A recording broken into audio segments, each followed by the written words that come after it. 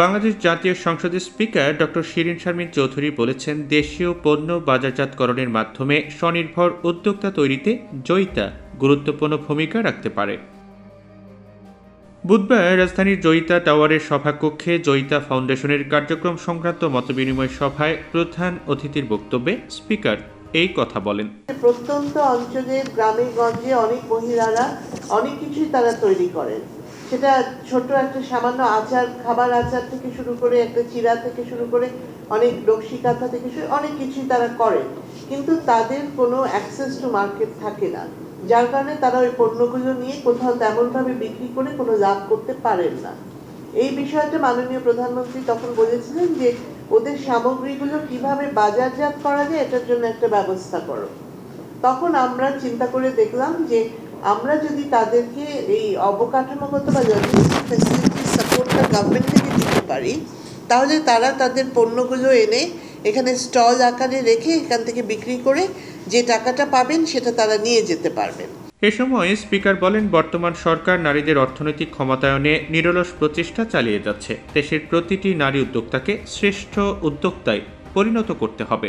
তোমাদের যেটা প্রবলেম, যেটা নিয়ে তোমরা প্রথম থেকে ঘোরাঘুরি করছো, যে তোমরা চাচ্ছ যে তোমাদেরকে 70 জনকে 70টা দোকান দেওয়া হবে, এটা তো দোকান দেওয়ার জায়গা না।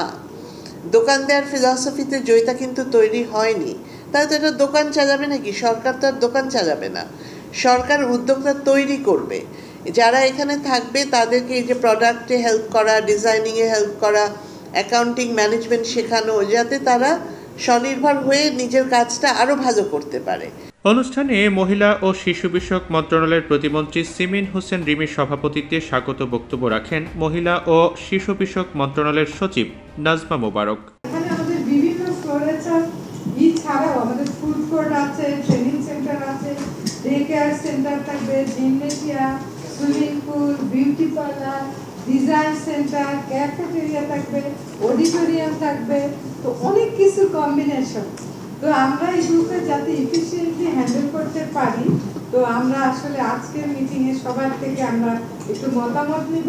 অনুষ্ঠানে জয়িতা টাওয়ারে লেভেল 3 ও 4-এ ব্যবসা সংক্রান্ত পরিচালন পদ্ধতিতে বিশেষজ্ঞ প্যানেলে জয়িতা ফাউন্ডেশনের নারী উদ্যোক্তারা মতামত প্রদান করেন।